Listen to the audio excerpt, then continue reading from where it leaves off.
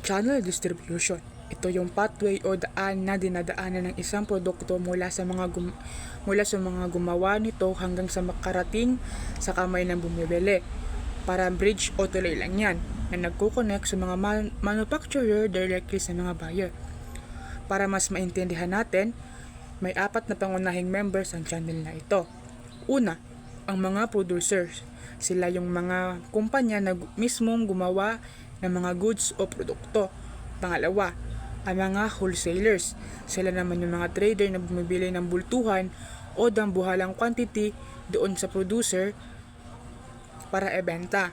Pangatlo, ang mga retailers. Sila yung mga tindahan na bumibili kay wholesaler ng mas maliit na quantity para ibenta sa mga individual na tao o ang mga consumers. And ang pang-apat naman, ang mga consumers. Sila o tayo, yung mga mismong gagamit o kakain ng produkto. Next, isang physical distribution. Pag-usapan naman natin ang physical distribution. Kung ang channel ay tungkol sa kung sino ang nagbebenta, ito naman ay tungkol sa aktwal na paggalaw ng produkto. Ito yung logistics.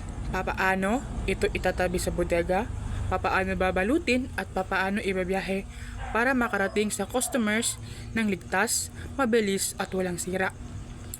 Isipin nyo ang Jollibee guys. Para makapagluto ang paborito nating brunch, kailangan muna nilang ibiyahin ng mga dambuhalang refrigerator truck ng Jollibee ang frozen chickens at burger patties mula sa main warehouse nila papunta sa mga cold storage ng bawat branch. Channel of distribution. Ang channel of distribution naman ay ang ruta o daan kung papaano nagpapalipat-lipat ang pagmamay-ari ng produkto, kasama dito ang mga middleman gaya ng mga wholesalers, yung mga namamakyaw, at retailers, yung mga nagtitingin ng pabili. Sila ang nag-aayos at nagre-repack ng mga produkto para sakto lang sa kailangan ng mga tao. Example, yung mga gulay sa divisoria. Ang mga magsasaka is-truck kung magbenta sa mga wholesalers sa divisoria. Ang mga retailers naman tulad ng mga nagtitinda sa palengke, bibili ng 1 kilo doon para i-display sa pwesto nila para ikaw na consumer ay makabili ng kahit kalahating kilo lang para sa ulam nyo. Next ay ang order processing. Ang unang hakbang sa physical distribution ay ang tinatawag na order processing. Ito yung system kung paano tinatanggap ng kumpanya ang order, paano ito nirerehistro sa computer at paano inihanda para ma-ship. Sa modernong panahon, gumagamit na ng apps like Lazada, online shop, Shopee, like ganyan, at computer networks para mabilis ito at walang pagkakamali. Ang example nito, ang pinakamagandang halimbawa nito ay ang kapag nag-order kayo sa Grab or Foodpanda. Pagkapindot nyo ng place order sa phone nyo, dadaan agad yan sa order processing para i-ready yung order nyo para i-ship siya sa inyo guys. So number 1, yung ordering time o yung pagitan ng mga order. Ito yung gap o hintayin mong oras do ka pwedeng mag-order ulit. Halimbawa, sa mga online gaming apps or kapag bumili ka ng load sa GCash. Kapag mabilis ang system, pagkapasok ng unang load, pwede ka agad mag-load ulit nang walang delay. So number 2 is ang consistency of time delivery. Ito naman ang pagpapadala ng produkto sa saktong oras na pinangako mo. Halimbawa, kapag nag-order ka sa Lazada at sinabing delivery time within 3 days, dapat laging 3 days o mas maaga. Kapag inconsistent o paiba-iba, like paiba-iba yung oras, pwedeng mainis yung customers, lalo na pag laging late.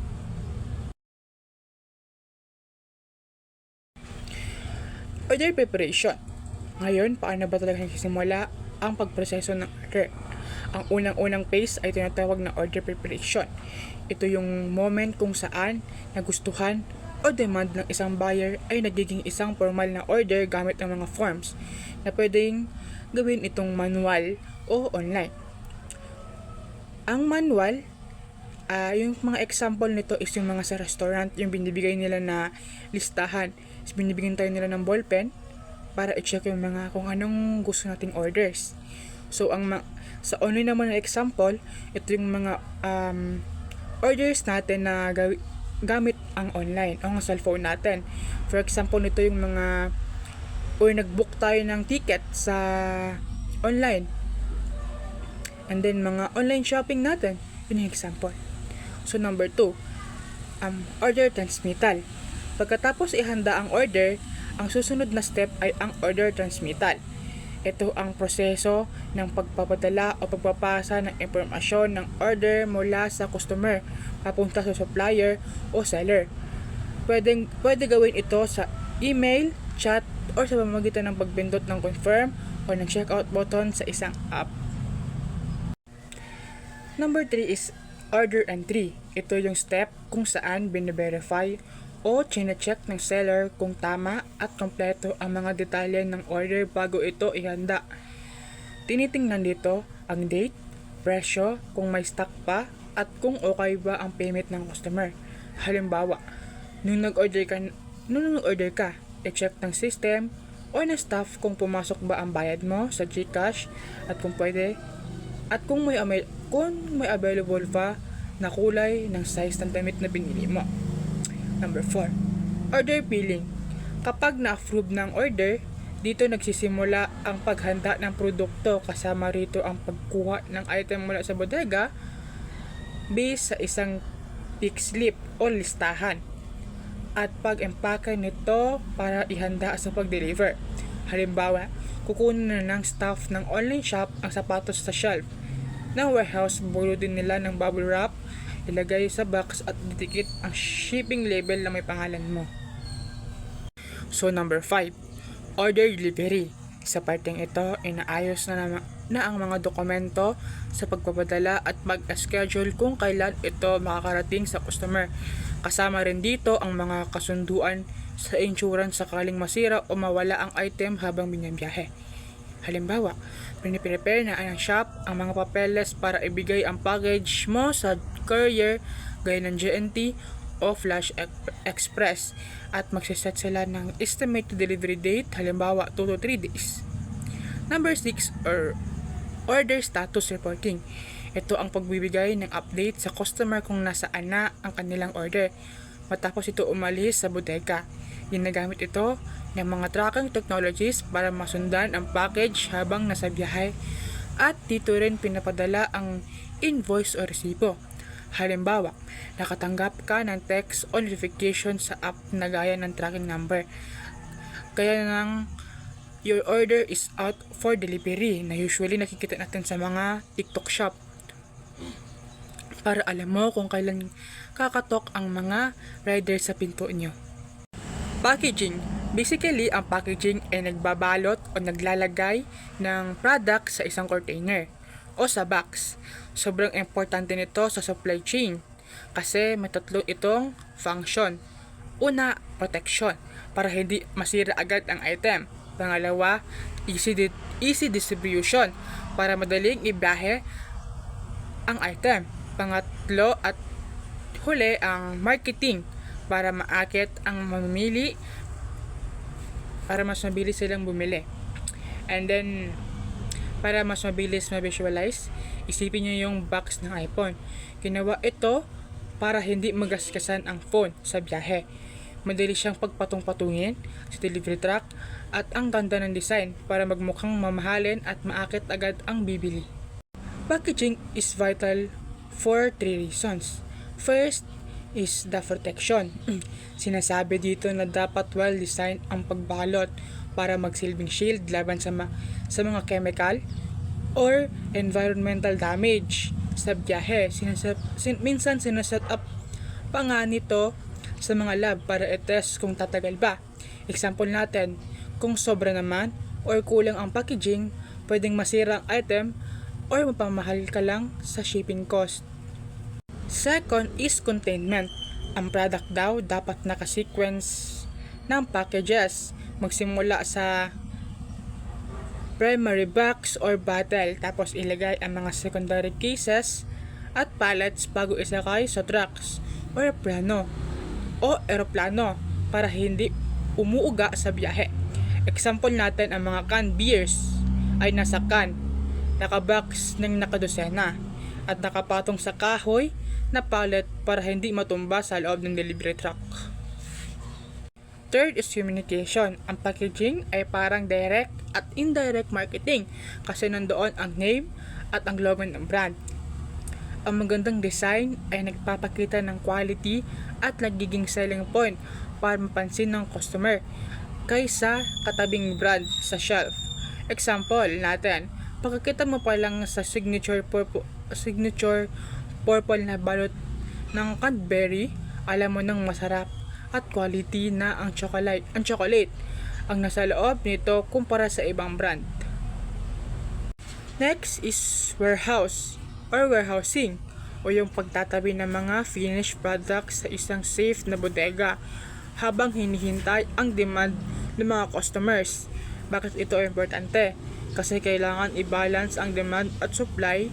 Nakakatulong ang mga warehousing para tuloy-tuloy ang produksyon at laging may stock kapag nag-order ang mga customers, lalo na sa mga seasonal na products gaya ng prutas at bigas. Special Commodity Warehouse. Ito yung mga bodega na ginawa para sa mga specific or special na produkto gaya ng bulak, grains, mga likido o kaya mga paputok at papasabog. Example, isipin niyo yung mga dambuhalang tangke ng Shell o Petron. Specialized warehouse yun na para sa mga gasolina lang talaga. Second is cold storage warehouse. Ito naman yung mga bodega na may aircon o freezer para mapanatiling sariwa ang pagkain at consumable products tulad ng isda, gulay at prutas. Example, yung mga dambuhalang freezer room kung saan tinatabi ang mga toneladang frozen chicken bago i-deliver sa mga fast food chains gaya ng mga Jollibee, McDo, and KFC. Next is private warehouse. Pagmamayari ito ng isang pribadong tao o kumpanya para sa sarili nilang products.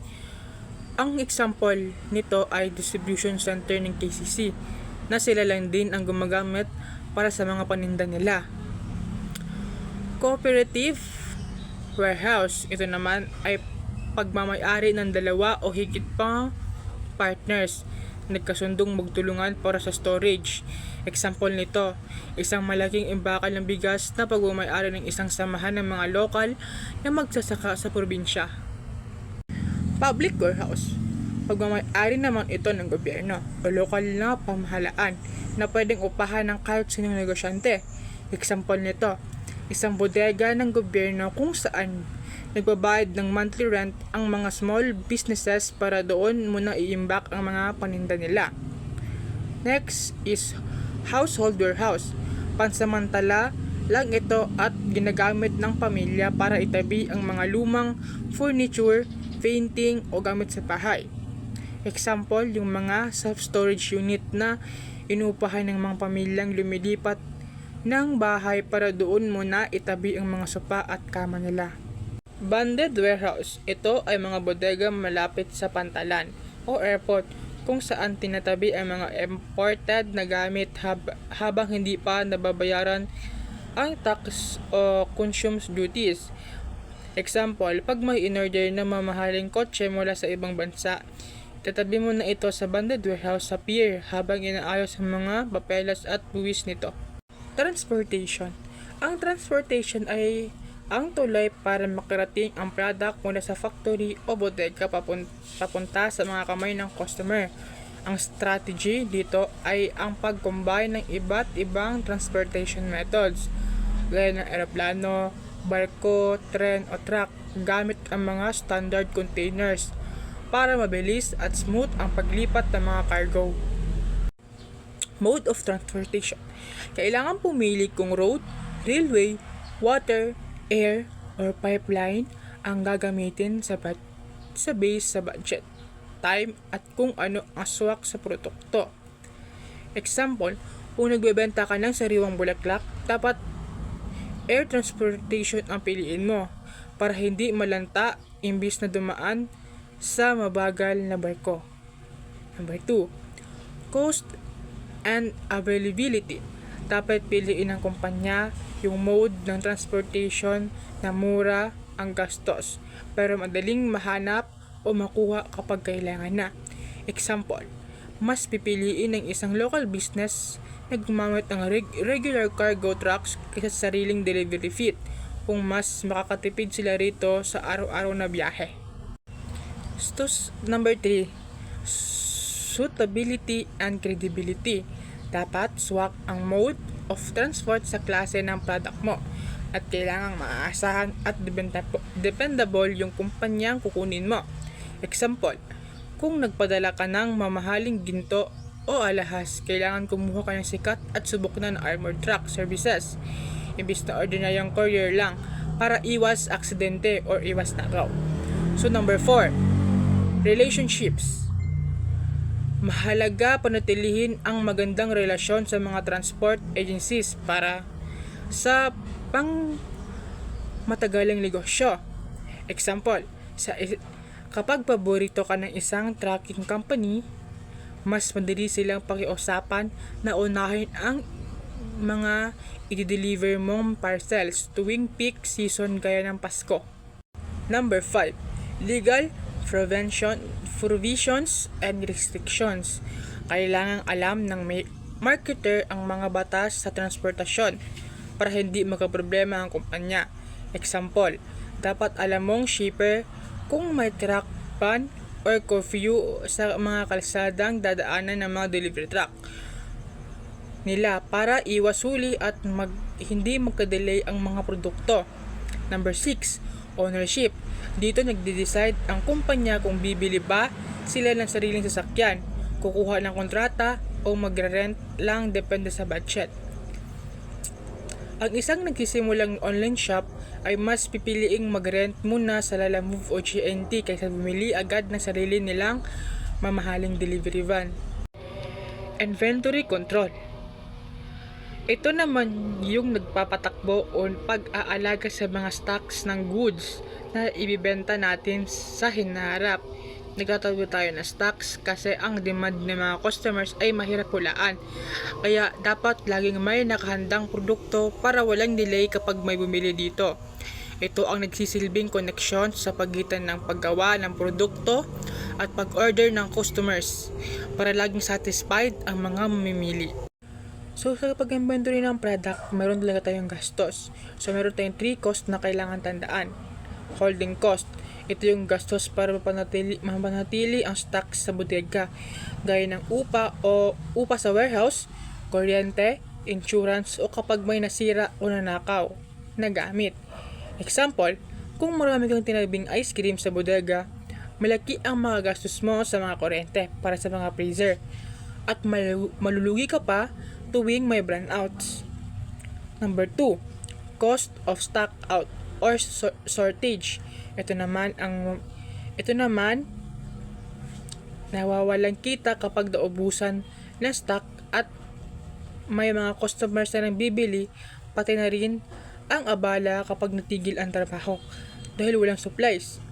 Example, kapag may gustong bumili ng milk tea sa shop mo pero naubusan ka ng pearl, lilipat ang mga customers sa kabilang tindahan kaya mawawalan ka ng kita.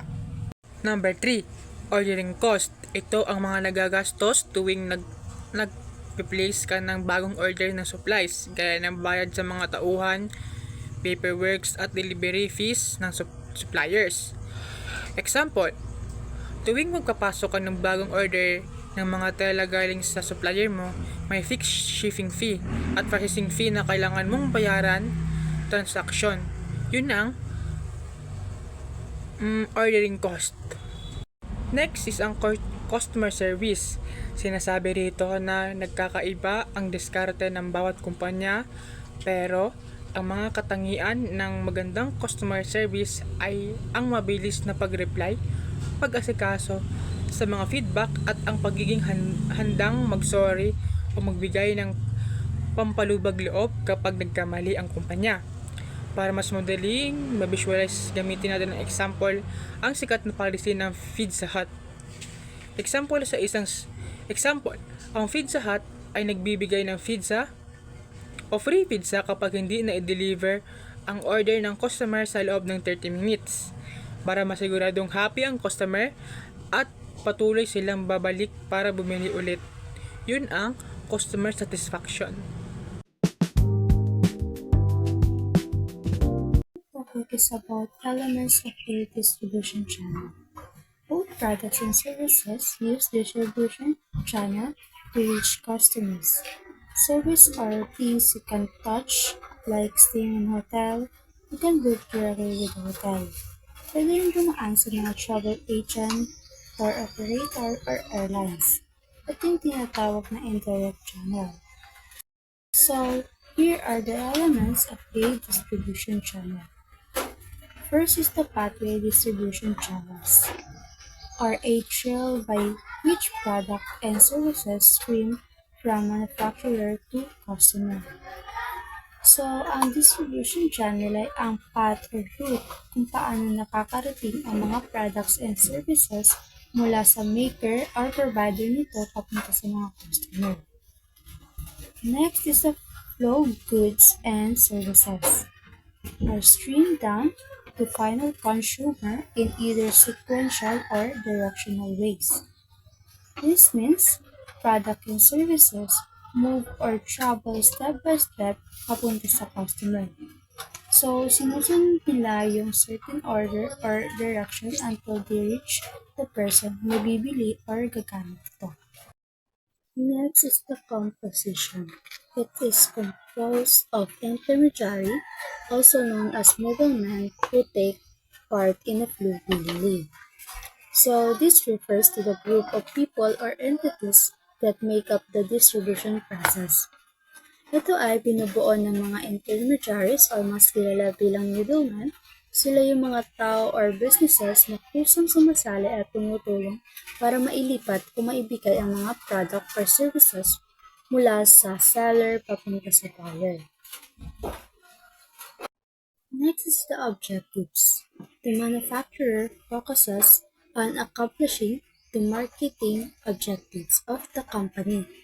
Although within the flow, channel members make every effort to attain equally satisfactory objective. So, ang main goal ng manufacturer is to achieve the marketing goals of their company. However, everyone involved in the distribution channel also works hard to make sure their own goals are met and that the result is good and fair for everyone. Next is the leader. The manufacturing companies serve as the head of the channel and oversees the flow. The channel members and their behavior, though, is commonly synchronized by up to standard code of conduct, trade customer, and or contracted provision. So, a manufacturing company is the main head of the distribution process. It guides everything. All members in the channel ay sumusunod sa clear rules, agreements, and standards so everyone works together properly. Next is the function. The intermediaries is the transfer of ownership and control of goods and services from marketers to consumer as a part of the rules. So, ang mga intermediaries or ang mga middlemen ay tumutulong para mas mapadali mailipat ang pagmamay-ari at control ang mga products or services mula sa sellers papunta sa buyer. The next topic is about advantage of a distribution channel. A channel is a path products take to reach customers. It connects makers and buyers. Delivery and availability depend on channel members. Sellers choose them based on value added and cost versus benefit. So, these benefits include the following. First is the cost saving. The members of distribution channel are expert in what they do and perform at this cost compared when companies are trying to manage the whole distribution channel all by self. So, channel members are expert at their job, kaya mas mura ang gasto kapag sila ang gumawa kaysa kung ang company pa ang gagawa ng lahat mag-isa. Next is the time saving. Both cost and time of delivery are trimmed down because of efficiency and the experience of the channel members.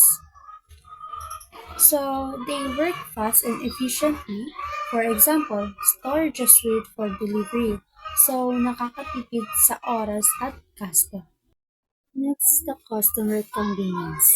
The distribution chain offers customer great convenience and time savings, letting them access very speed for multiple suppliers all in one retail location. So, customer find many different items in one store. It makes shopping easier and faster. Next is the customers can buy in small quantities. Retailers practice bulk breaking, buying in large quantities from suppliers and reselling in small units. This lets customers purchase items in needed amounts and benefit from cost savings passed on from bulk purchases. So, retailers buy in big amounts but sell per piece or small packs, kaya nakakabili lang ang tao ng kailangan nila. Next is the resellers help in both sales. Resellers use persuasive tactics like promotion and special display to attract customers and boost product sales. So, ang mga resellers gumagamit ng promotion or nice display to attract buyers. This helps sell more products. Next is the customer obtain financial support. So, reseller often offer flexible payment options to help customers financially. In the Philippines, this includes various credit cards and services like home credit for credit-based purchases. So, ang mga resellers ay nag-offer ng easy payment option like installment or credit. So, customers can buy even without paying full cash right away. The last is the resellers supply helpful information. Resellers greatly assist manufacturers by selling their products and providing valuable information like sales data and customer feedback, which helps improve products and boost sales. So, sinasabi nila sa manufacturer kung ano ang gusto at ayaw ng tao. Nakakatulong ito para mapaganda ang products and sales. Next is about disadvantages of a distribution channel. Using more than one way to sell products helps a company sell more and reach more people. But doing this also costs extra money. So the first disadvantage is revenue loss. Manufacturers sell products at lower prices to let middlemen add a markup and earn profit, which reduces the manufacturer revenue. They would earn more if they sold directly to customer at the final retail price. So the manufacturers sell at lower price so sellers can add their own profit. So dahil dito, mas maliit ang kinikita nila kumpara kung sila mismo ang magbebenta sa customers. Next is the loss of communication and control. Manufacturers also lost control over how their products are presented to customers. Resellers may use personal sellings and sometimes exaggerate product benefits, leading to miscommunication while training can help. Manufacturers generally cannot fully control the final message delivered to customers. The company cannot fully control how sellers explain or promote the product. Sometimes sellers say too much or nagkakamali sila sa sinasabi kaya nalilito yung mga customers. Next is the loss of product significance. Manufacturers cannot control how much value channel members assign to their products. Factors like delivery delays can reduce product value and hurt sales. while competitors' products may be favored if they offer better incentives to channel members. So, how important or well treated the products depend on the sellers, not the maker. Dahil sa delay o mas magandang alok ng competitors, pwedeng hindi ma-prioritize ang product mo at bumaba ang benta.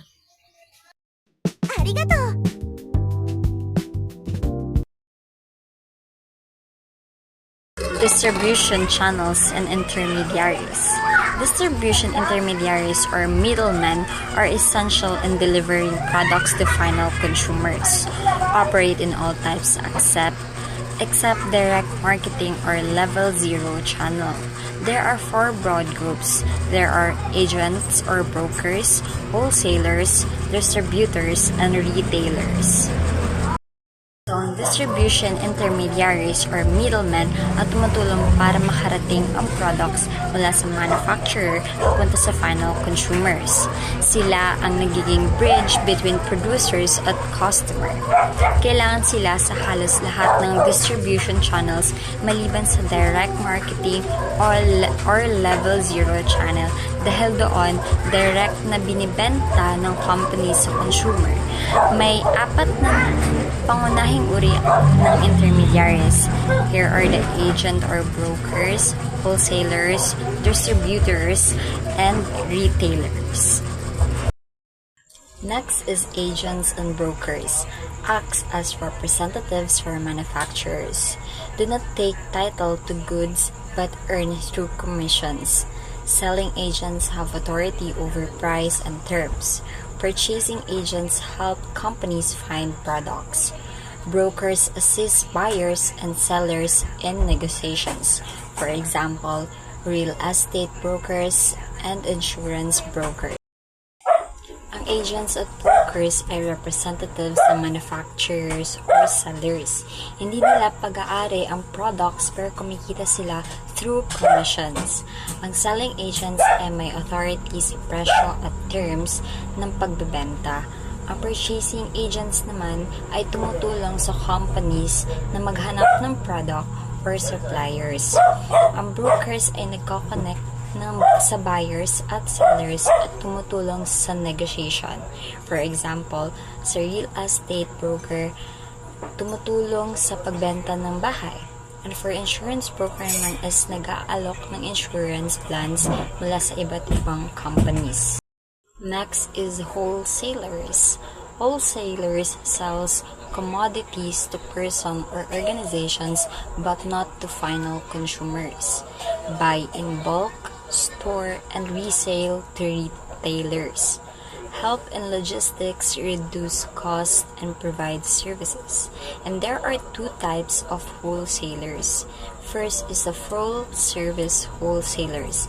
It provides various services including transportation, finance, and promotion. The second type is limited service wholesalers. It specializes in certain functions.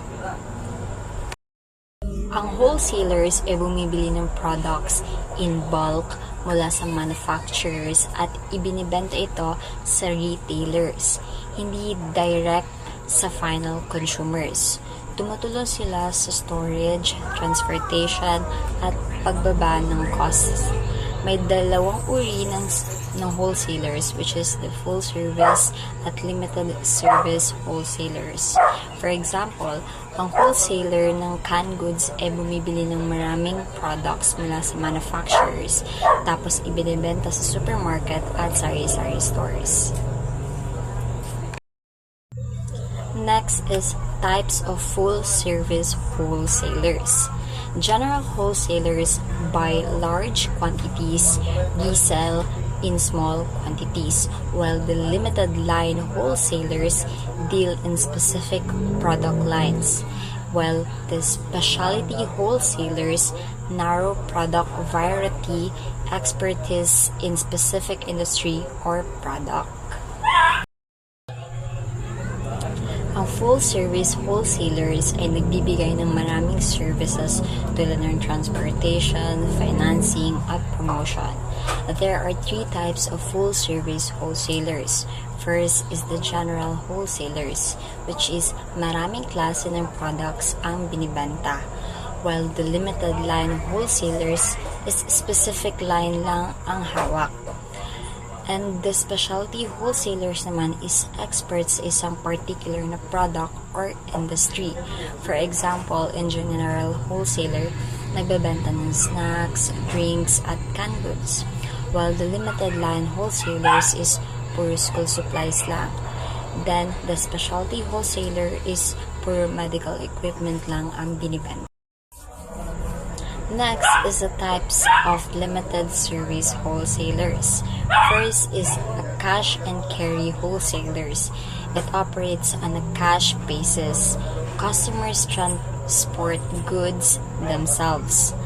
Next is the truck wholesalers. It provides transportation for inspection and selection. Next is drop ship wholesalers. It completes sales and arrange delivery without handling goods. Last is mail order wholesalers. It sells via catalogs and mail delivery. Ang limited service wholesalers ay mas kaunti ang services na ino-offer. First is the cash and carry wholesalers. Ito yung cash payment agad at customer ang kukuha ng goods. While truck wholesalers, sila ang nagde-deliver gamit ang trucks. Then the drop ship wholesalers naman is hindi nila hinahawakan ang products, sila lang ang nag-a-arrange ng delivery. While the mail order wholesalers gumagamit ng catalogs or online orders para magbenta. For example, ang online wholesaler na nagde-deliver directly from supplier to customers ay example ng dropship wholesaler. Next is the distributors. Take title to products, stock them, and sell to retailers or intermediaries. Often have exclusive agreements with manufacturers. There are types of distributors: exclusive distributors, intensive distributors, selective distributors, direct distributors, and indirect distributors. So, ang distributors ay kumukuha ng ownership or title ng products, nag-stock at nagbebenta sa retailers or ibang intermediaries. Madalas may exclusive agreement sila sa manufacturers. And there are 5 types of distributors. They have exclusive, intensive, selective, direct, and indirect distributors. For example, ang isang soft drink company ay may official distributor para sa isang city or region. So for the types of distributors, the exclusive distributor is rights in specific territories, luxury or niche products, while the intensive is wide distribution to sell products fast and in large quantities. Selective distributors is specialized distributors serving niche market, high quality service. The direct distributor is sell directly to store, fast turnaround, while the indirect distributor is use wholesale and retail networks. For exclusive distributors, sila lang ang authorized magbenta sa isang lugar, kadalasan luxury products yung binibenta nila. For intensive distributors, maraming outlets para mabilis maibenta ang products. The selective distributors is piling stores lang ang pwedeng magbenta. And the indirect distributors is direct sa stores ang delivery. While the indirect distributors naman is gumagamit pa ng wholesalers at retailers. For example, for exclusive luxury car brands. Sa intensive naman is soft drinks at snacks na makikita sa halos lahat ng stores. While the selective is gadgets na available lang sa authorized stores. Next is the retailers. Sizes vary from small corner stores to large chain stores. Buy products from intermediaries to sell to final consumers. There are types of retailers. First is without fixed shops. Second is fixed shop retailers. Third is specialty shops, second-hand dealers, and automated selling. For the without fixed shop, like street hawkers, cheap jacks, and street vendors. And for the fixed shop retailers are street stall holders, general stores, and specialty shops. Ang retailers ang direct na nagbebenta sa final consumers. Pwede silang maliit na tindahan or malaking chain stores. Bumibili sila mula sa wholesalers or distributors. For the types of retailers, the without fixed shops are street vendors or hawkers. For the fixed shop retailers is sari-sari store or specialty shops. For specialty shops is specific products lang ang binibenta. For the second-hand dealers is yung mga used products ang tinda. For the automated selling is vending machines. And for examples of these are sari-sari stores, convenience stores, ukay-ukay shops, or vending machines for drinks. Hey everyone, I'm Cedric Mayarfilian and I will be reporting about levels of distribution channel. This topic is explain how the product move from manufacturers to consumers through different channel. It also shows how business use the best way to deliver their product to their market. So let's begin. What is level of distribution channel? So the distribution channel are defined by the numbers of middlemen involved between the manufacturers and the final customers. The types of distribution channels used depending on the size of the market, the behavior of the buyers, and the characteristics of business or organization. So, distribution channels refers to the path of the numbers or intermediaries that connects to manufacturers to the final customers. This is important because product don't always go directly from the producers to buyers, and they may pass through different middlemen like wholesalers or retailers, depending on the system they will use. An example here is a shampoo brand may go to the manufacturers and to distributors, retailers, stores, and finally to the customers. This type of channel used depending on the factors like market size, how business is prepared to the business, and the company resources. Now we understand the distribution channel, so let's move to the first type, which is the zero level channel. So what is zero level channel? Zero level channel is also called direct market channel.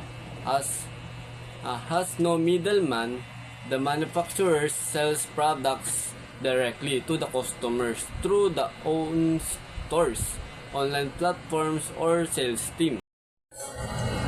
A zero level channel is also called direct market channel, has no middleman involved. This means the manufacturers direct sells product to the customers, allowing more control over pricing, and customer interaction.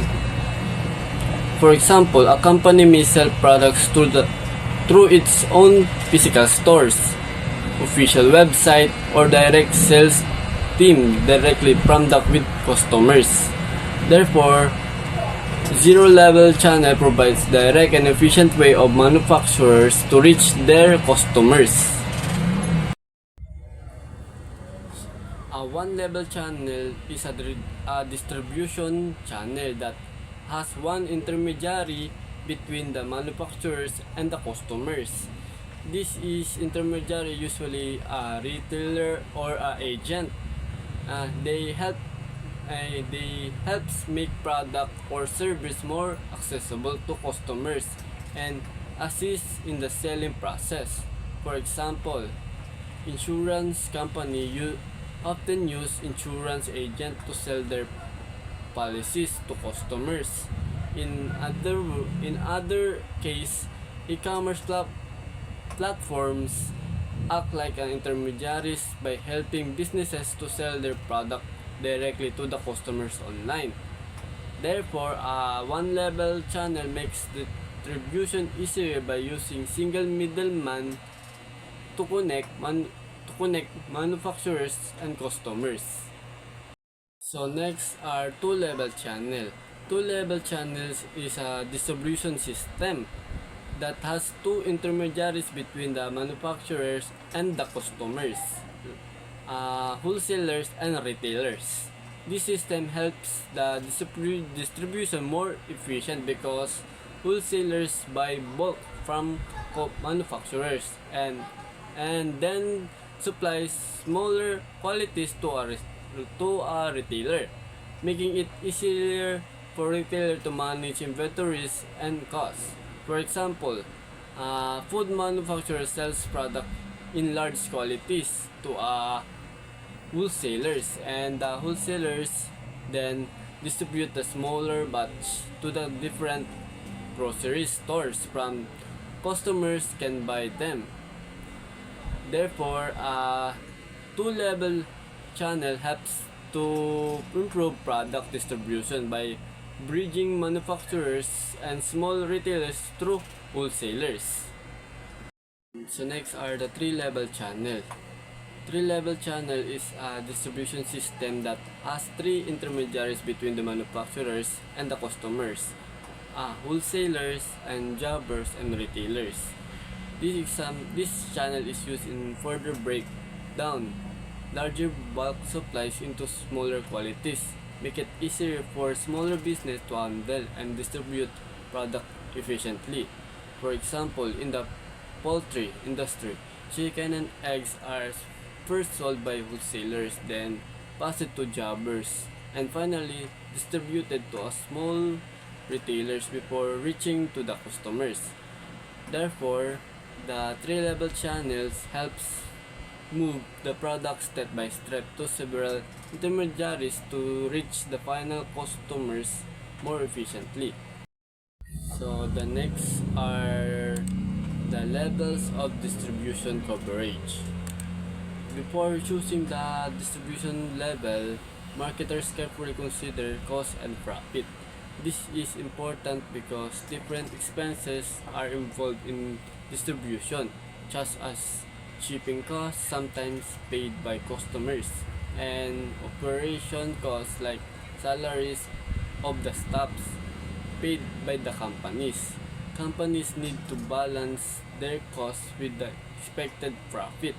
For example, a business may choose a cheaper distribution method like direct selling if they want higher profit, or use more intermediaries if they want wider end market, which is rich even it costs more. Therefore, the distribution level is chosen by balancing expenses and profit to ensure the efficiency and success in the market. Mass coverage is a distribution strategy where the products are sold in as many locations as possible. This is used for low-cost product with high demand and large target market, make it easier for customers to find and buy the product anyway. For example, Coca-Cola is available everywhere. Market, supermarket, vending machine, allowing it to reach wider range of customers. Although distribution costs are high, they are balanced by every sales volume. Therefore, mass coverage helps companies maximize their sales by making their product widely available in the market. So next are the selective coverage. Selective coverage is a distribution strategy where the product are sold only in selected stores or location. This is used for product that has more specific or limited target market. So companies don't need to place them in every store. For example, television, homes, home appliance, or for furnitures are used and sold by selected and furnitures brand are usually sold in selected appliance centers or specialty store where the right customers are likely to the shop. Therefore, selected coverage is at company focus on the right market while maintaining the quality of their product and brand name. So next are two-level channel. Two-level channels is a distribution system that has two intermediaries between the manufacturers and the customers, wholesalers and retailers. This system helps the distribution more efficient because wholesalers buy bulk from manufacturers and then supply smaller quantities to a retailer, making it easier for retailer to manage inventories and costs. For example, food manufacturer sells product in large quantities to wholesalers, and the wholesalers then distribute the smaller batch to the different grocery stores from customers can buy them. Therefore, a two-level channel helps to improve product distribution by bridging manufacturers and small retailers through wholesalers.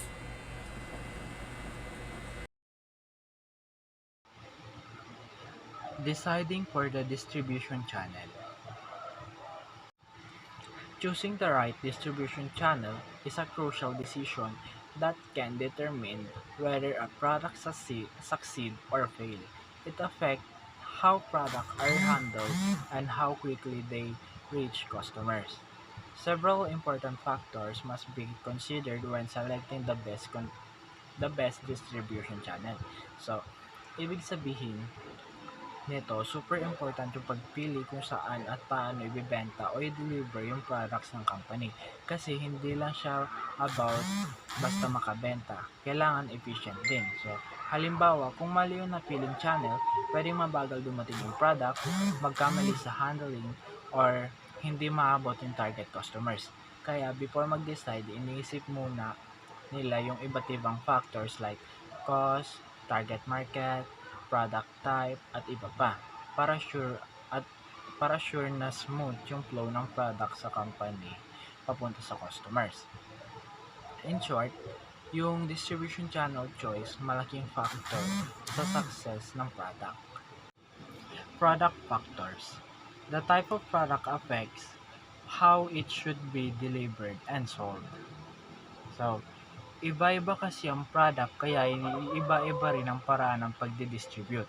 Halimbawa, ang mga madaling masira tulad ng seafoods, kailangan mabilis at direct ang delivery para fresh pa rin pagdating sa customers. Kapag mabigat o malaki ang mga product naman tulad ng coal ay mas okay ang short distribution channel para mabawasan ang gastos sa transport. Ang mamahaling product naman tulad ng cars ay usually direct selling dahil kailangan ng maayos na service at pag-aalaga sa product. Number 1. Perishability. Product that spoil easily needs faster and direct delivery. So, ang mga madaling masira tulad ng fresh seafood, gulay at gatas, kailangan mabilis makarating sa customers para hindi mapanis o masira ang quality. Kaya short at direct channel ang ginagamit. Pero ang product ng matagal masira tulad ng canned goods, pwedeng dumaan sa maraming middlemen at mga mabagal na transport. Number 2. Size and weight of product. Heavy and bulky products need short distributions channel. Kapag naman mabigat o malaki ang product tulad ng coal o grain, mas mahal ang transportation cost. Kaya mas gusto ng companies ang direct at maikling distribution channel para mabawasan ang gasto sa paglilipat ng mga product. Number 3. Unit value of a product. Cheap product use longer channel, while expensive product are use shorter channel. So, ang mga murang product naman tulad ng utensils or cosmetics madalas dumadaan sa wholesaler at retailer dahil mabilis silang mabenta. Pero ang mamahaling items tulad ng automobiles kailangan direct selling o mas konting middleman para maayos ang service at security ng products. So, number 4, standardization. Mass produce goods use longer channel, while customized products use direct channel. So, kapag standardized or mass produce ang product, madaling ibenta sa maraming stores, kaya gumagamit ng wholesaler at retailer. Pero kapag custom made ang item, mas okay ang direct selling para masunod ang specific needs ng customers. Number 5. Technical nature of product. Technical and complex product requires specialized distribution. So, ang mga technical products tulad ng corporate jet kailangan direct distribution dahil may special specification at after sales service. Samantalang ang appliances tulad ng TV at refrigerator dumadaan sa retailer dahil sila ang tumutulong sa basic servings at customer assistance. So, next is market factors. Distribution channels are designed based on consumers' behavior, preference, and market size. So, ang market factors ay tumutukoy sa mga customers at kung paano sila bumili ng products. Tinitignan ng companies ang habits, location, at dami ng buyers para malaman kung anong distribution channel ang pinaka-effective. So, ang goal ay mas madaling makarating ang products sa tamang customers. Number 1. Consumer or business market. Regular consumers and business buyers have different buying behaviors. So, ang regular customers kadalasan bumibili ng konti lang at gusto nila convenient. Kaya bumibili sila sa groceries or supermarkets. Pero ang business buyers bumibili ng maramihan kaya mas direct ang transaction nila sa manufacturers at kadalasan may special payment term pa. Number 2. Number of prospective buyers. The numbers of customers affect the length of distribution channel. So, kapag maraming customers at kalat sila sa iba't ibang lugar, kailangan ng mas mahabang distribution channel gamit ang wholesaler at retailer para maabot silang lahat. Pero kapag kaunti ang buyers, pwedeng direct selling na lang galing sa manufacturers. Number 3. Size and average frequency of the order. So, order size and buying frequency influence the distribution method. Kapag malaki ang orders na mas practical ang direct selling mula sa manufacturers. Pero kung maliit ang orders, kailangan na ang middleman tulad ng retailer. Ang product na araw-araw binibili tulad ng pagkain, kailangan ng steady supply galing sa wholesaler at retailer para laging available sa stores. Number 4. Geographic concentration of market. Customers location affect distribution strategy. Kapag magkakalapit lang ang customer sa isang lugar, pwedeng direct selling gamit ang sariling store o depot ng manufacturer. Pero kapag kalat-kalat ang customer sa iba't ibang lugar, kailangan ng maraming distribution level dahil mahirap i-manage ang direct selling. Number 5, buying habits of a customer. Cus- Customer preference influence the choice of distribution channel. Mahalaga rin ang buying habits ng customers tulad ng gusto nila ng credits, personal assistance o after-sales service. Dahil dito, pinipili ng manufacturers ang distribution channel na makakapagbigay ng magandang customers experience at nakakasatisfy sa needs ng buyers. So, middleman. Middleman helps company distribute product faster and more efficiently. Choosing the right middleman is important because they affect cost, sales, and customer service. So, ang middleman tulad ng wholesaler at retailer ay tumutulong para makarating agad ang product sa customers. Pero kailangan piliin ng maayos ang middleman dahil sila nakakaapekto sa presyo, delivery, at quality ng service. Kapag magaling at reliable ang middleman, mas magiging successful ang distribution ng product. Number 1, cost of distribution of goods. Distribution costs affect the final product price. Kapag mataas ang distribution cost, tataas din ang price ng products para sa customers. Kaya pinipili ng manufacturers sa middlemen na makakatulong sa pagpababa ng transportation at delivery expenses.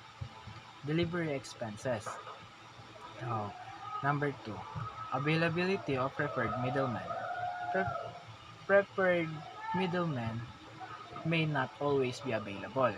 So, minsan, ang gusto ng middleman ng company ay may hawak na ibang competing brand, kaya hindi sila available. Kapag nangyari ito, pwedeng gumawa na lang ng sariling branches ang mga manufacturers para direct na makapagbenta. Number 3, inappropriate marketing policies for middlemen. Conflicts may happen between manufacturers and middlemen. So, nagkakaroon minsan ng disagreement kapag hindi magkasundo ang manufacturers at middlemen sa term and conditions. Halimbawa, may wholesaler na gustong sila lang ang exclusive seller sa isang area, pero ayaw pumayag ng manufacturers. Number 4, service supplied by middlemen. Manufacturers prefer middlemen who provide useful services. Mas gusto ng manufacturers ang middlemen na may magandang service tulad ng storage, packing, at credit assistance. Importante ito para mas maging maayos ang service hanggang makarating ang product sa customers. Number 5, making certain greater volume of sale. Manufacturers prefer middlemen who can maintain high sale. Mas pinipili ng manufacturers ang middlemen na kaya magbenta ng maraming product sa mahabang panahon. Kapag mataas ang sale volume, mas lumalaki rin ang profit ng company. Number 6, reputation and financial strength. Middlemen should be reliable and financially stable. Mahalaga na trusted and financially stable ang middleman kapag malakas ang financial capability nila. Kaya nilang magbigay ng credit sa customers at makabayad agad ng manufacturers nang walang delay. So, next is marketing environment. The business environment affect how companies choose their distribution channel. Economic condition, currency changes, and technology all influence the cost and efficiency of distribution. So, ang marketing environment ay tumutukoy sa mga external factors na nakaka-affect sa distribution ng product. Kasama dito ang economy, currency value, at technology. Kailangan maging flexible ang companies para makapag-adjust sa changes sa marketing at mapanatiling efficient ang delivery ng product. So, number 1, economic condition. So, the economy affect the choice of distribution channel. So, kapag mahinang economy o may recession, mas pinipili ng companies ang short at murang distribution channel para makatipid sa gastos. Pero kapag maganda ang economy at malakas ang negosyo, kaya nilang gumamit ng mas malawak at mas maraming distribution options. Number 2, currency fluctuations. Changes in the currency value affect product cost and distribution. Kapag bumababaan naman ang value ng local currency tulad ng Philippine Peso laban sa dollar, nagiging mas mahal ang imported products. Dahil dito, mas naghahanap ang companies ng local suppliers at local distribution partners para mabawasan ang gastos. Number 3 is technological advancement. Technology and the internet have improved this distribution system. So, malaking tulong ang technology lalo na ang internet sa distribution. Dahil sa e-commerce, pwedeng direct magbenta ang company sa customer online. Mas nakokontrol din nila ang pricing, sales data at promotion.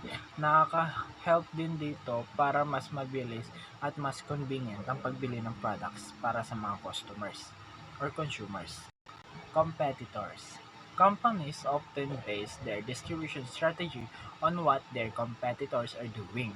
Some copy successful method, while others create unique strategies to stand out. So, ang sabi dito, mahalaga rin ang competitor sa pagbili ng distribution channel. Tinitignan ng companies kung anong strategy ang ginamit ng rivals nila. Minsan, ginagaya nila ang successful channel para makasabay sa competition. Pero may companies din na gumagawa ng kakaibang strategy para mas mapansin at maging unique sa market. So, number 1 is mirroring and differentiation. So, companies may copy competitors or create different strategies. So dito, karaniwan na ginagaya ng companies ang distribution channel ng successful competitors dahil proven na ito effective. Minsan, iniiwasan nila ito para magkaroon ng sariling identity. So, halimbawa, imbis na magbenta ng retail store, pwedeng direct online selling ang pili-pili para mas maging unique ang approach nito. The Netflix example. Netflix changed the entertainment industry through a new distribution strategy. So, binago ng Netflix ang paraan ng panonood ng movies at TV shows. Imbis na gumagamit ng traditional video rental store, gumagamit sila ng direct mail at kalaunan may internet streaming. Dahil dito, naging popular ang on-demand system kung saan pwedeng manood ang customers anytime online. Naging successful ito at nabago nito ang buong entertainment industry. So, next is the manufacturing company. A company's own resources, experience, and capabilities affect how it chooses its distribution channel. So, ang distribution strategy ng isang company ay nakadepende rin sa sarili nitong kakayahan at resources. Kapag malaki ang financially at stable ang company, kaya nilang gumawa ng sariling distribution system. Pero kung kulang sila sa budget o experience, kailangan nilang umasa sa middleman para may share ang mga products nila. And financially stability. So, financially strong companies have more distribution option. Kapag may magagandang reputation at malakas ang financial status ng company, kaya nilang kumuha ng high-quality middlemen o gumawa ng sarili nilang branches. Pero, ang mga companies na kulang sa budget ay umaasa lang sa external middlemen para maibenta ang products nila. So, number 2, ability and experience. Experienced company can manage their own distribution. Kapag maraming experience ang company sa market at distribution, kaya nilang kontrolin ang sarili nilang distribution channel. Pero kung kulang sila sa knowledge at experience, kailangan nila ng intermediaries na may expertise sa marketing at selling. Number 3, need for control of channel. Shorter channel gives company more control. So, kapag direct selling o maikli lang ang distribution channel, mas controlled ng manufacturer ang price, quality, at delivery product. So, maganda ito lalo na sa perishable goods, pero kadalasan mas mahal ang gastos sa direct distribution. And number 4, industrial rule. Industry standard influence distribution method. May mga industries na may standard distribution practices na sinusunod ng karamihan sa company. Dahil dito, napipilitan din ng ibang manufacturer na sumunod sa parehong distribution method para makasabay sa industry. Number 5, services provided. So, extra services help manufacturers attract better middlemen. Kapag maraming magandang services ang manufacturer tulad ng advertising support, credit facilities, at after-sales service, mas madali silang makakuha ng trusted wholesaler at retailer na makikipag-partner sa kanila. So, next is government regulation and policies. Government regulation and policies. Government regulations and policies affect how products are distributed and delivered. In the Philippines, truck bans in Manila can slow down deliveries because trucks are only allowed at certain time to reduce traffic. Because of this, companies sometimes experience delay in transporting goods. To solve this problem, the government is improving transportation system through railways and provincial port outside Manila. Foreign supplier also work with stocking distributor who buys and store product before selling them, or interder who connect exporter and buyer without keeping stock.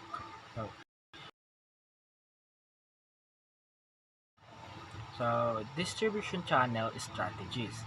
A company's overall marketing strategy should support both short-term and long-term profit goal. Its distribution channel strategy is guided by 6 key objectives called the 6 C's: cost, capital, control, coverage, character, and continuity. These factors must all be considered to build distribution system that is efficient, effective, and cost-effective. So, ibig sabihin nito, kapag gumagawa ang isang company ng strategy para sa distribution o kung paano nila ipapakalat ang product nila, kailangang hindi lang basta mabilis o malawak. Kailangan balance at plan talaga. First is cost. Magkano magagastos sa distribution, capital, gaano kalaking pera ang kailangang i-invest, control, gaano nila magkocontrol yung pagbebenta at delivery ng product, coverage, gaano kalawak yung naaabot na market, character, kung bagay ba yung channel sa image ng company. Continue. Supply chain management is the process of managing the movement of goods, information, and the finance from raw material to the final customer. Its main goal is to balance customer demand with company's supply while improving efficiently, reducing costs, and increasing customer satisfaction. Supply chain management is important because it helps businesses improve customer service by delivering the right product on time and providing reliable after-sales support. Reducing operating costs through proper inventory control and smooth transportation of materials and products. Strengthen financial performance by lowering expenses, improving cash flow, and maximizing the use of the company asset. Ang supply chain management ay process ng pagmamanage ng paggalaw ng product, information at pera mula sa raw material hanggang makarating ito sa final customer. Ang main goal nito ay para mabalance ang demand ng customer at supply ng company habang pinapababa ang gastos at pinapaganda ang serbisyo. Mahalaga ang supply chain management dahil nakakatulong ito sa mga business para mapaganda ang customer service sa pamamagitan ng tamang delivery ng product on time at may maayos na after-sale support. Mapapababa ang operating cost gamit ang proper inventory control at smooth transportation ng product at materials. Mapapalakas ang financial performance dahil nababawasan ng expenses, bumibilis ang cash flow, at mas nagagamit ng maayos ang company assets. Ang 8 core function ng supply chain management. First, the purchasing, pagbili ng raw material mula sa supplier. Next, the operation, pagpaplano at pag-process ng customer demand. Next, the logistic, pagmamanage ng transportation at storage ng product. Next, the resource management, tamang paggamit ng labor, oras, at materials. Next, the information workflow, pagtiyak na maayos ang communication at data flow. Next, the integrating function, pagko-coordinate ng lahat ng supply chain activities. Next, the coordinating process, pag-organize ng planning, production, at delivery. And last, the designing system, paggamit ng technology para mapabuti ang supply chain performance. The 8 core function of the supply chain management. First, the purchasing, acquiring raw materials from supplier. Second, the operation, forecasting and planning customer demand. Third, the logistic, managing transportation and storage of products. Fourth, the resource management, proper use of labor, time, and materials.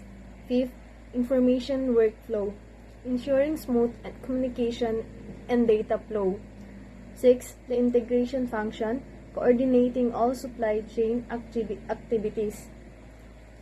Seventh, the coordinating process, organizing planning, production, and delivery. The last is the designing systems, using technology to improve supply chain performance. Next is the 5-step of the supply chain process. First, the plan, prepare strategies and manage resources. Second, the source, select and manage supplier. Third, the make, produce and package product. Fourth, the deliver, transport product to the customer. Last, return, handle complaint, return, and defective product. Ang efficient model ay nagpapababa ng cost at nagpapataas ng productivity. Ang fast model naman ay mabilis na nakaka-respond sa changing trend. Ang continuous flow model naman ay tuloy-tuloy at stable ang product para sa predictable demand. Next, the responsiveness focus models. First, the agile models produce customized products quickly. Second, customized configure model.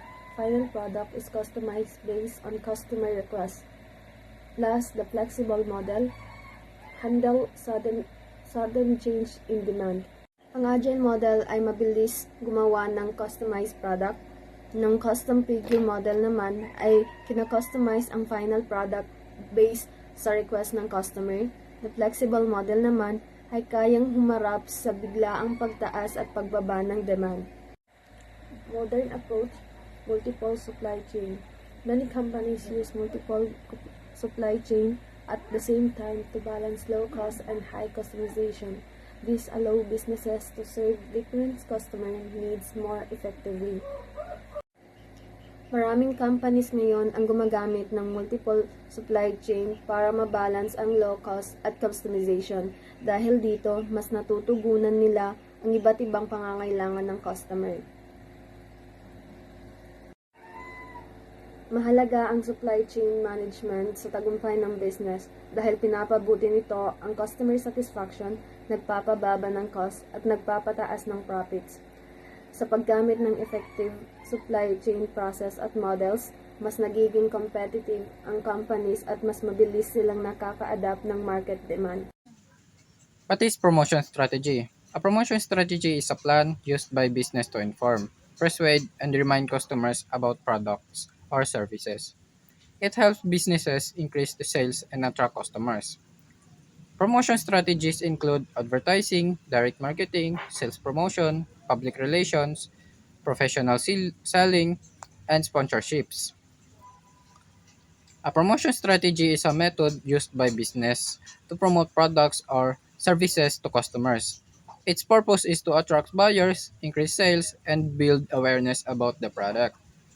There are different types of promotion strategies.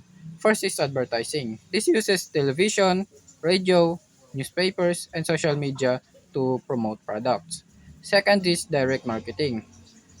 This is directly communicates with customers through emails, text messages, or online advertisement.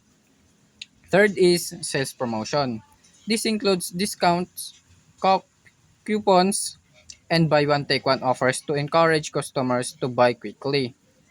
Fourth is public relations or PR. This helps improve the image and reputation of a company. Fifth is professional selling. This involves direct interaction between sellers and buyers. And lastly is sponsorships. Companies support events or organizations to promote their brand. To conclude, promotion strategies are important because they help business communicate with customers, build relationships, and increase sales. That will be all. Thank you. So now let's talk about the promotional communication process. The promotional communication process is the way a company sends marketing messages to customers to inform, persuade, or remind them about a product, service, or brand. So, ito ang kumpanya o negosyo na gustong mag-promote. So, this is the example of promotional communication process. Number 1, sender. So, ito ang kumpanya o negosyo na gumawa ng advertisement o promo ng product. So, number 2 is encoding. So, ito yung mga nag-edit or nagagawa ng slogan or gumagawa ng advertisement video sa product. So, number 3 is message. So, ito yung nagbibigay impormasyon na gustong iparating kung magkano ang pricing ng product or kailan ito magbabuy one take one or magsa-sales. So, number 4 is channel. So, dito, pinapakita ang pag-promote through social media like Facebook, TikTok, YouTube para mapalakas ang product. So, number 5 is receiver. So, halimbawa, estudyante yung market target mo. So, sila yung mga target market mo, kaya need mo makinig sa mga suggestions nila. So, number 6 is decoding. Kung paano mo inuunawa ng mga customers mo ang advertisement kahit may mali or medyo hindi nila nauunawaan. So, number 7 is feedback. So, ito yung mga komento ng customers about sa product, kung may mali ba or may dapat baguhin. Good day everyone. Today, I will discuss the topic factors influencing promotion mix and integrated marketing communication or IMC. Promotion mix refers to the different ways companies communicate with consumers to promote products and service. Budget available. Budget available. One major factor influencing promotion mix is the budget available. Large companies like Coca-Cola and Jollibee can afford television commercial and large campaigns, while smaller business usually rely on social media and low-cost promotion. Here's our common budget methods. So, number 1 is percentage method. Percentage method uses a percentage of sales goals or gross profit to determine the promotion budget. Companies usually base the percentage on past performance or industry standard. This method is simple and help business focus on increasing income. However, it does not adjust easily to sudden market change or unexpected situation. So, meaning that percentage method budget is based on a sale percentage. So, number 2 is objective and task method. The objective and task method starts by identifying specific promotional goals. After setting objectives, companies determine the task needed and estimate the cost of completing them. This method is commonly used for long-term goals like increasing market share or improving brand awareness. So objective and task method is focuses on goals and objective. Budget depends on needed tasks. Number 3 is what's in my wallet method. What's in my wallet method is this method sets the promotional budget based on the money currently available. Companies plan promotion month by month depending on what they can afford. While this method is simple, it may reduce business opportunities because of poor planning. So what's in my wallet method is usually budget depends on available money, common in seller businesses. Number 4 is competitive parity method.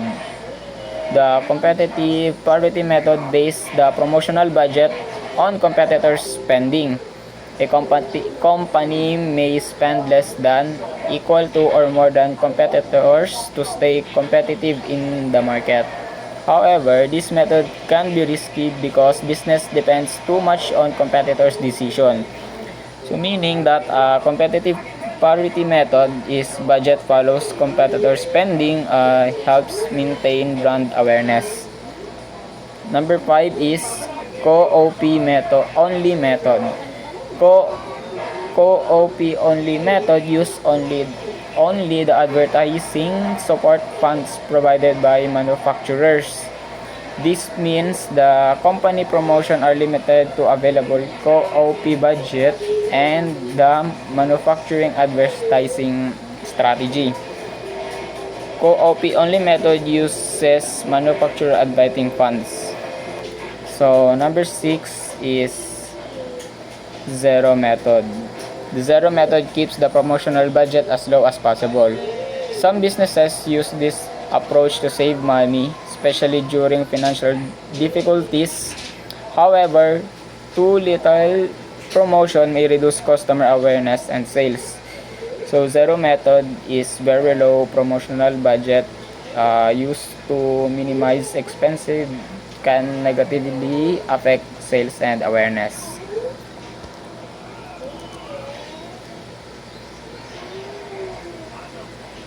So product life cycle. The product life cycle, the stage in the product life cycle also affects promotional strategies. During the introduction stage, companies focus on informing customers. In growth stage, they build loyalty. In maturity, they persuade consumers to choose their product over competitors. While in decline, they use reminders and promotion. Type of product and purchase decision. Type of product and purchase decision also matters. Expensive and technical product often require personal selling to explain features, while convenience goods usually depend on advertising because consumers are already familiar with them. Target market characteristics. Target market characteristics, companies must also study their target market, such as age, gender, lifestyle, and buying habits. Some customers are early adopters, while others wait before purchase new product.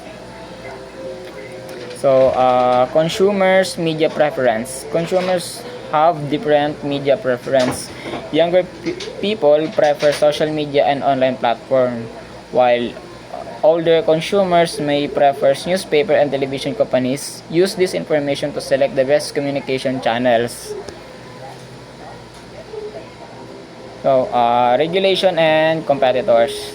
Government, regulation, and competitors also influence promotion mix.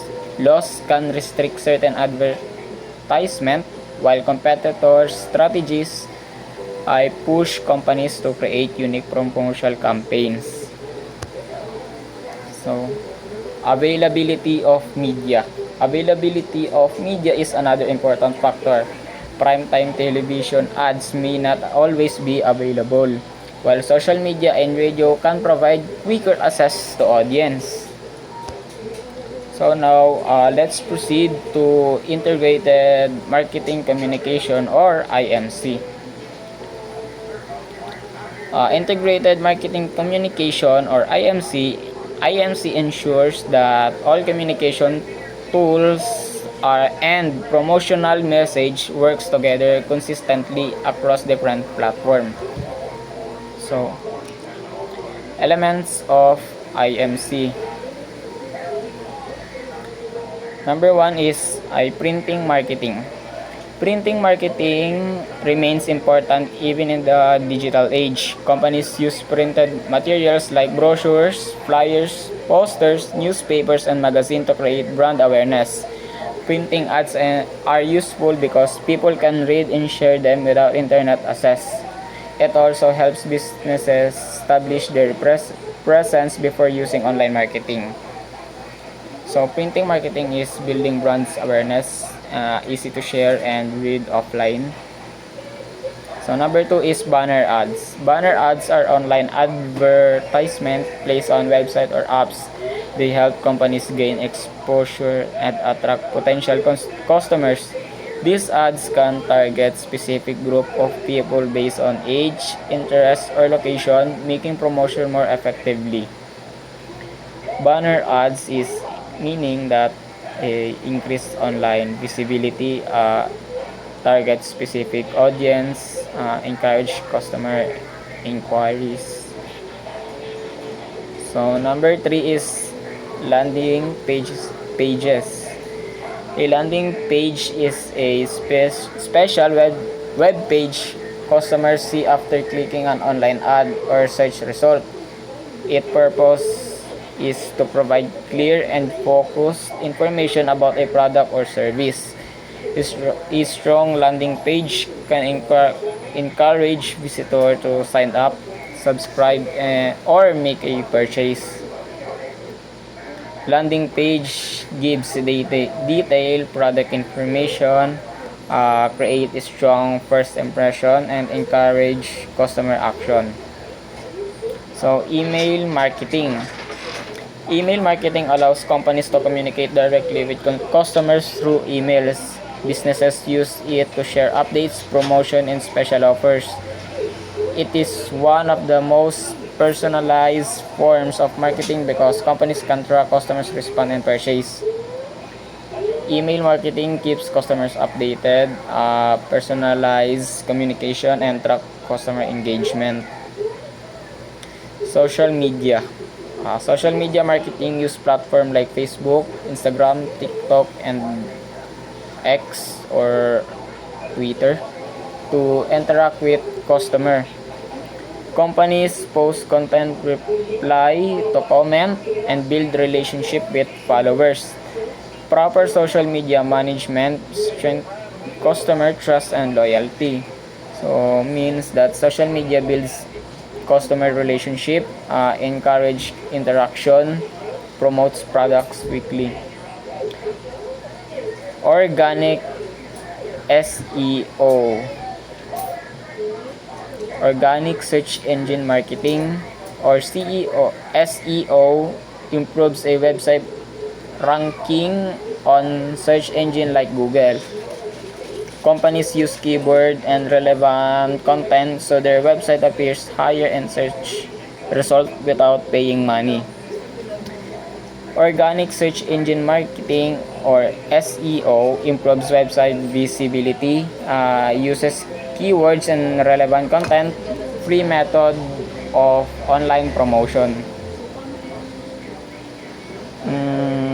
Next is paid search engine marketing. Paid search marketing means paying search engine to display advertisement when users search certain words.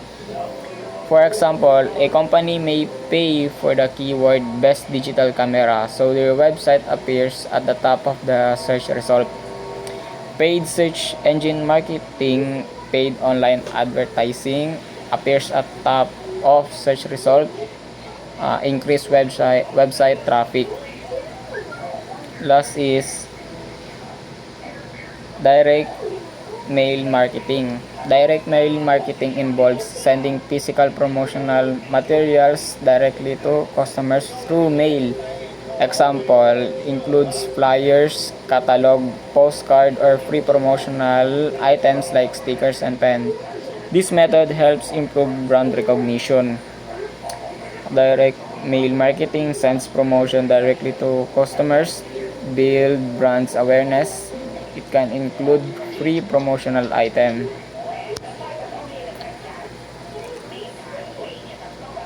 Now, in conclusion, promotional mix is influenced by factors such as budget, product life cycle, target market, media preference, regulation, and competition. Integrated marketing communication helps companies create effective and consistent communication strategies. So that's all po, ma'am. Thank you.